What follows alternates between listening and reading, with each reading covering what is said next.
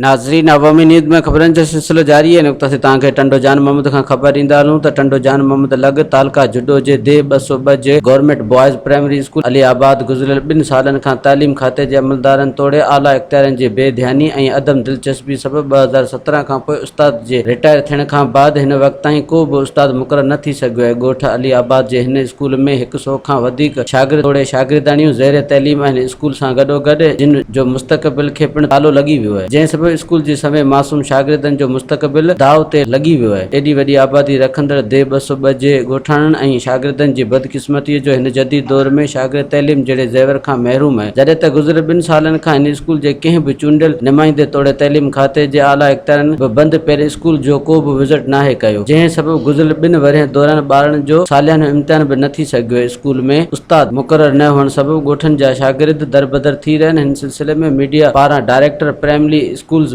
मीरपुर ख़ास सां राब्तो करण ते स्कूल में उस्ताद जल्द मुक़ररु करण जी ख़ातिरदारी पिणु कराई वई आहे। हितां जे ॻोठाणनि वज़ीर आला तइलीम खां मुतालबो कयो त जल्द खां जल्द स्कूल में मास्तर मुक़ररु करे सभई शागिर्दनि जो मुस्तक़बिल तबाह थियण खां बचायो वञे।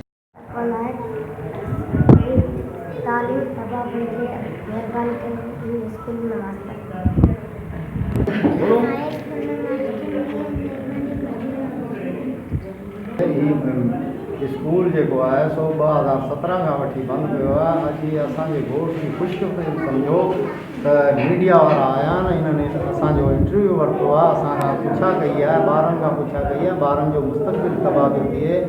महिरबानी करे प्लीज़ तव्हां इन स्कूल ते इन्हनि ॿारनि ते रहम करो ऐं हिननि खे को सुठो उस्ताद ॾियो त हिननि जी तालीम जेका आहे सा नए सिरे तां चालू थिए। ॿार जेके आहिनि हितां दरबदर थी विया आहिनि। पुरज़ोर असां ॻोठाणनि जी अपील आहे त महिरबानी करे हिन स्कूल में सुठो उस्ताद ॾिनो वञे। ॻोठ दे 202 में स्कूल टीचर न आहे, उन्हनि जे करे डायरेक्शन खे गुज़ारिश करियूं था त असांखे टीचर ॾिनो वञे।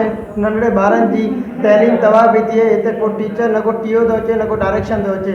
उन्हनि खे गुज़ारिश करियूं था त असांखे सुठो टीचर ॾिनो वञे जीअं हिननि ॿारनि जी तइलीम तबाह थियण खां बची सघूं।